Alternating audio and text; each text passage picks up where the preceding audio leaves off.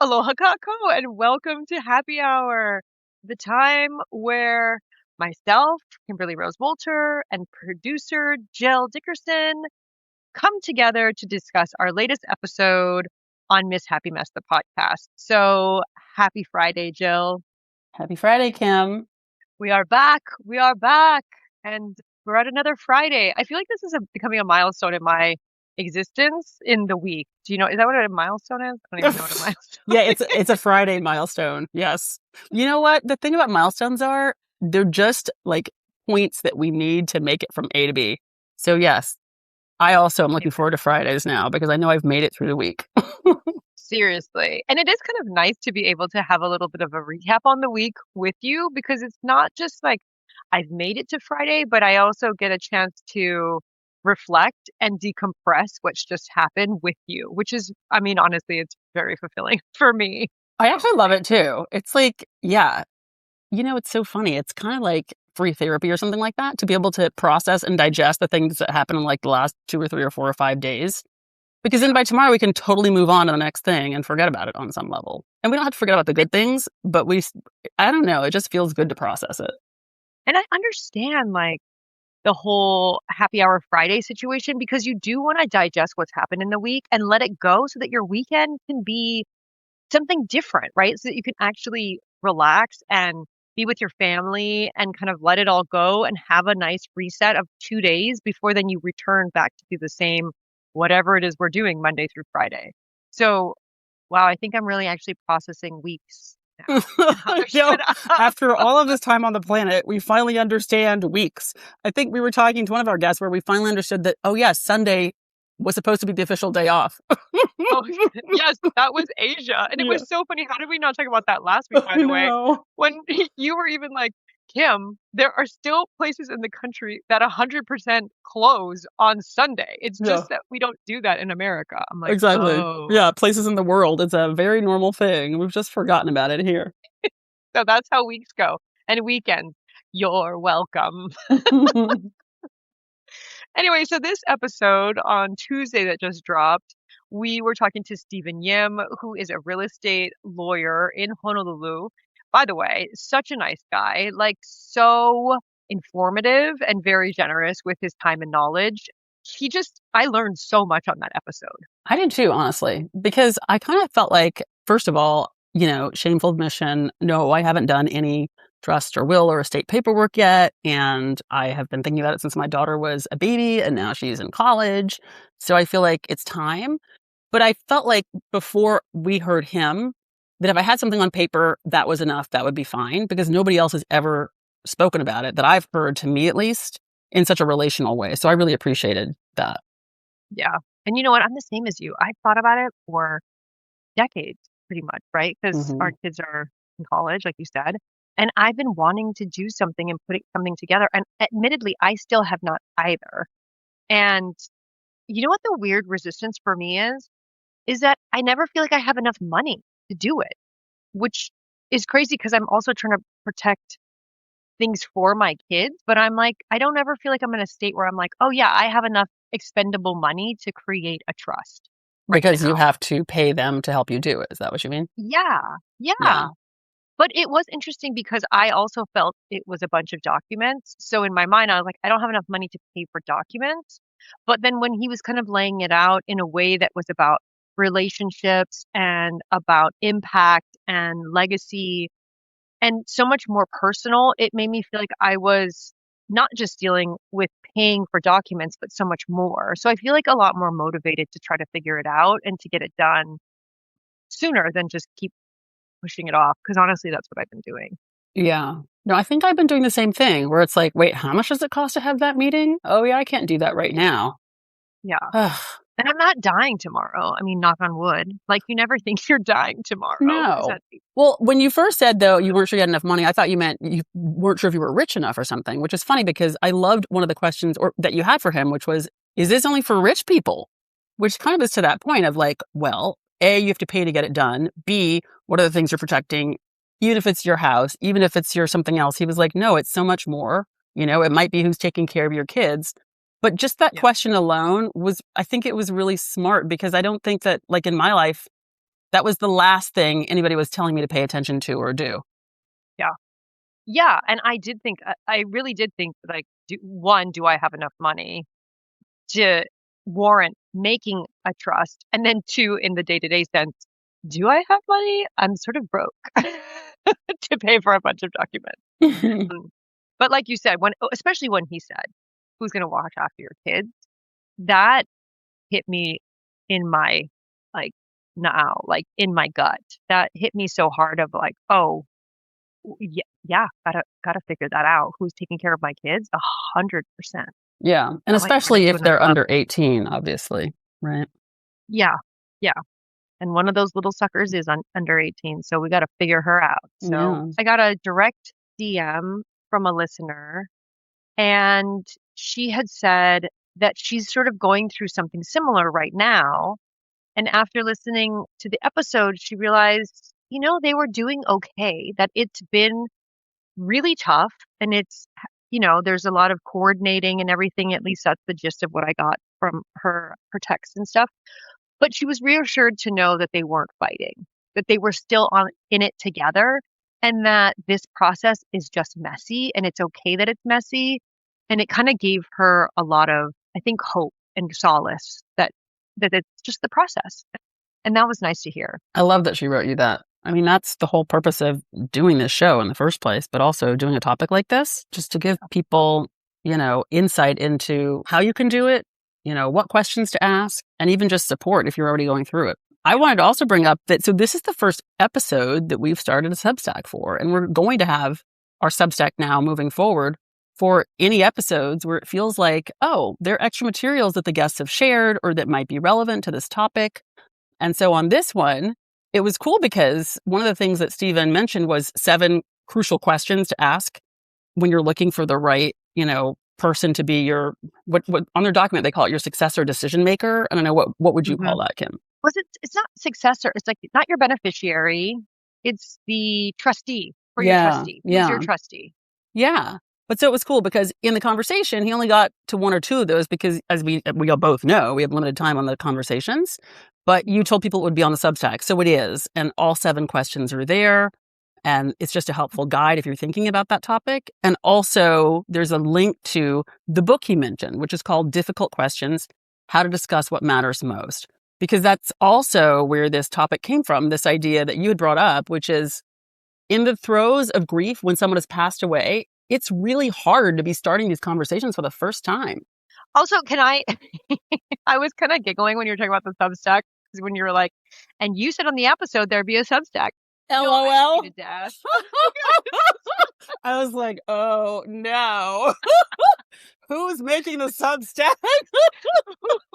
Guess what? You are. Right? Until like the middle of the night, the day before we launched that episode, somebody was figuring out how to make a Substack. Oh my God. I just loved it so much that here I'm in front of the camera being like, yes, and please go to our Substack. And then poor Jill behind the camera is like, I'm sorry, what Substack? I know. I'm like, editor, cut the Substack line. Cut the Substack line. Exactly. But it's so exciting that we do now have a Substack because of you. Wait, so if people aren't familiar with Substack, or people are familiar, how do they find it on Substack? Is there like a handle or a hashtag, or how do they find it? If you go to Substack, it's basically a place where people, both, celebrities and journalists and everyday people like you and me, can write articles or posts. And so ours is called Miss Happy Mess, the podcast Substack. And if you go to the Explore button and search for titles, literally just type our name in and you'll find it. It has the same logo that our podcast has, Happy Kim and the Happy Green. And yeah, and it's possible to send us comments, and you're invited to send us ideas for topics that are coming up. And you can also download the materials that are there. So if a guest has a film, we'll put it there. In this case, the guest had a book they recommended and an article. So those are both there with links as well.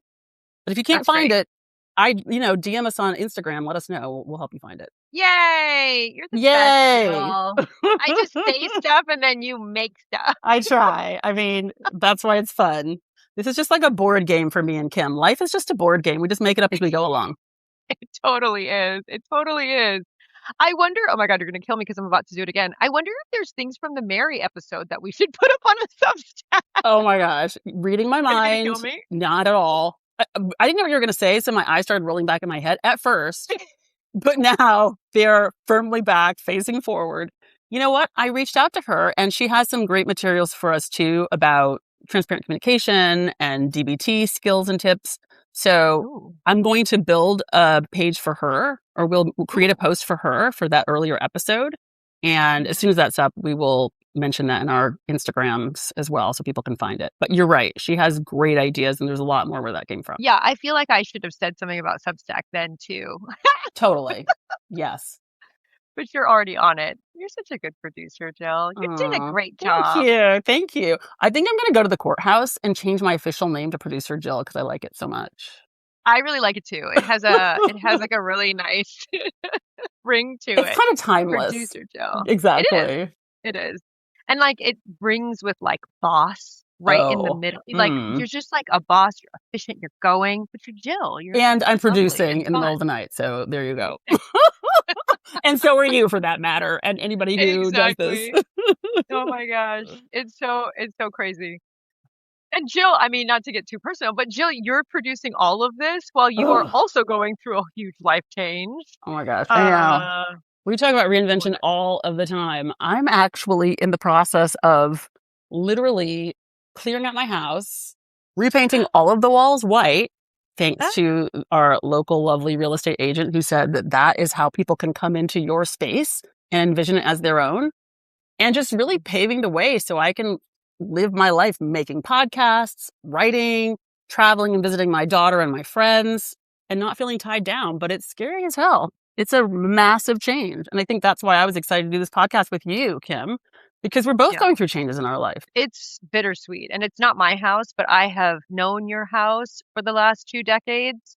And I'm so excited for you and this idea of sort of letting go so that you can find freedom and you can be more, I guess, malleable, really, right? For where you want to go in life and how you want to move about is really inspiring. And because I'm so sentimental for homes and family spaces, when I saw your space and it was empty and there was no furniture and stuff, I was like, holy moly, it feels like the end of an era. Yeah. I mean, I think the reason I've been in denial so long is because I'm afraid of end of eras. Yeah. But at the I same mean, time, true. there's something magical about seeing a space that had become filled with not only our love and our memories, but our clutter, like Yeah. stripped down to the studs again. And it's beautiful. And I feel like this is our way of paying homage to this house that our daughter was born and raised in. She was born here. She went to college from here. But this house is in a great neighborhood and another family hopefully will love it as much as we have loved it. And we've taken good care of it. And I actually feel like my big word of the year is freedom, because I Mm. feel like as much as I love to be here, I started hiding a little bit. You know me, Kim, hiding in front of my K-dramas, hiding in the backyard with the pool, hiding on my yellow couch that my daughter always makes fun of. She's like, Mom, how come your design style is red and yellow like McDonald's? Because I love it. Because I love a Happy Meal. That's why. It always comes back to, crazy, chaotic happiness. But Oh it my God. feels like a gift to myself to kind of give myself the freedom to now just see where I land next. Ah, that's incredibly, I mean, I guess that's the word, freeing. Like, it's a huge leap of faith, and I just love it. Like the possibilities become endless. Your life is expansive. And it's weird because on one hand, like I said, I'm sentimental for homes, but since you've been doing this transition, it's really made me think of how a home can feel like an anchor, but also sometimes when you don't need an anchor, it drags you to the bottom of the ocean. And how much sometimes we, I don't know, are so attached to our home that we're willing to make our lives smaller to keep it or to stay near it or, like you said, hide in it. And this kind of idea of home, I don't know, it's really come up for me since you've taken this move to sort of pack up your stuff. You know what I mean? And move. Totally. Yeah. It's funny because Um, when I was in school, I had a teacher once and I was just like, I'm not feeling this. I came for this degree, but I'm not sure I want to finish it. And she was like, well, is it kind of like a golden albatross? And I was like, what's a golden albatross? But it's kind of like what you talked about. it's this thing that seems so valuable until you realize that maybe it's weighing you down, you know? And when I Yeah. look around my house and all the changes we made it so that we could entertain here. But if the only thing I'm doing here is hanging out by myself and then going out looking for my life, I'm not using it for its purpose. And it's holding me back Yeah. from my purpose, you know? So, So go out and look for your life, yeah, girl, Monica. let's go. Wait, so when are we going back Go to Hawaii? Yes, we are. We're gonna go to Hawaii. Woohoo! And really, wherever you go, I'm gonna visit. So, Exactly. Exactly. sorry. One last thing about your house that I Mhm. was thinking about is that, we've known each other for so long. You guys have done a lot of room in the house. And I don't know, I just wanted to reminisce about, remember when you had like the little tiny, like, living room that had the fireplace that was Yeah. facing two different ways, and like Yeah. the kids would play on the ground on the carpet. And you and I were together when Obama first got elected in that small Aw, room. I love that you said that. Yes, we had so many fun family parties, but, like, getting together for that election was one of them, and getting together Yeah. for, Christmases and New Year's, we were doing that here Yeah. too, and now it's moved to different homes in our community. I have the best memories too, and those back-to-back fireplaces, though, those were hell. That was Nobody crazy. But needs you 2 guys back-to-back fireplaces. It's called smoke no, in the house. not in Southern California. Yeah. Also, by the way, when we had the Christmases at your house, there's a tradition where they put the candles on the tree, and I do remember the tree smoking a couple times. Yes, exactly, that was the Because German influence, yes. when you have The toddlers in tree a was house not with live smoking, candles, but it it's was not scary. a good yes, It it's was not scary. Well, ideal. because the rule you shouldn't do it, first of all, but it's a German tradition, and the German rule is somebody has to always be in the room with the Christmas tree with their eyeballs on that tree, and they better know how many candles were lit. I'm like, "That is too many rules. This is supposed to be a holiday."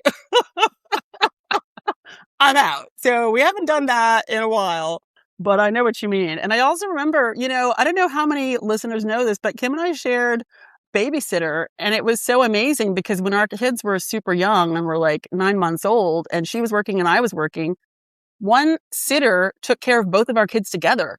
So they ended up Yeah. becoming friends through that, and our families ended up becoming friends through that. And so I just remember that same room where we learned Obama had become president and where there was a smoking fireplace was also the room where the girls would take their naps, except for Yeah. your daughter never wanted to take a nap. Oh, that would be so funny because I would come home from work and our sitter would just be like, I haven't had any rest all day because these girls won't nap. And I'd be like, These it's girls okay. I know. these girls is namely knew me. You never Exactly. I slept. don't know. Yeah, my daughter, she just apparently napped away. I don't know. But they're really, really great memories. And we'll have them forever. We still have the Yeah, photos. exactly. Well, and I still have the photos in my brain. Like those memories will never go away. Yeah. So the house is here to stay. Whether somebody else is living it or not, I'll always remember the house. Seriously, the whole estate planning thing, though, it's interesting because it's not just about houses. And it's also not just about who will take care of your children if your children are already adults. It's really about what are the things that you care for that you'll leave behind, you know? And even though I'm leaving my house right now, I feel like it's still really important to me to start thinking about this stuff. Maybe even more important. I don't have any like deep way to articulate that because I haven't even begun Yeah. to have those conversations yet. And like you, I'm kind of like, ugh, am I ready to pay for that? But I think it's just, especially as I leave here, it's an even bigger reminder that I Yeah. have to like think about what is my plan now, for my family. And like you said, kind of at the beginning too, thinking about the older generations and the younger generations. And just maybe it's just about having a conversation. Maybe that's the Yeah. first step. I mean, I feel like every life decision for me comes with lots of conversations with lots of different people, just sort of brainstorming and listening and hearing different perspectives. It kind of reminds me of work, actually. It kind of reminds me of a writer's room. You're coming up with a story and you're coming up with the different beats, and it's a bunch of people sitting around in a room, sort of sharing their ideas of how it could go, but also sharing their life experiences of what's influencing them or riffing. And then one idea sort of turns into another idea and inspires a different thought. And I feel like that's the way we kind of brainstorm through life. At least I do, and I think you do too, which is kind of why we're here, right? Is to just have the different conversations with people so that we can move forward in life together and kind of riff off of what other people are doing and be inspired by ideas and the possibilities that are out there. Totally.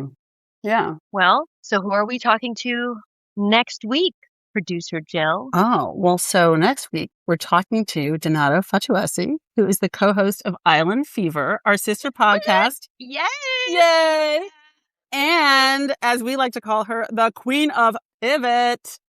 What do Pivot! you guys talk about, Kim? I mean, we're pivoting all the time, but what makes Oh what makes her the gosh. queen of pivot? First of all, I love her so much. And Donato is always on the move. And you'll learn in the podcast all of the different kinds of jobs she's taken and all of the different ways that she has reinvented herself. And it's kind of beautiful because it's all in a path to discover what makes her happy, what makes her tick, and move towards who she wants to be. And so I feel like there's no better way to pivot than in this search and on this path of your life destiny. Do you know what I mean? So it's a great conversation. She is a literal ray of sunshine. She's just like, whoa, when you're in her presence. And it's a very fun conversation, and I'm looking forward to it. So that'll Yeah. be on Tuesday. And I'll say, I met her at your house at New Year's last year, or this year. Yes, with And Crit yes, with Crit, our other and executive his producer, mom. and Crit's mom, who's She's so amazing. awesome. Yes. Yes. And Donato was so inspiring. And we had that whole circle time where it's like, what's your New Year's resolution? And I was being my typical ornery self when I first got there. I was like, yeah, I don't believe in resolutions. And Donato's answer was so good.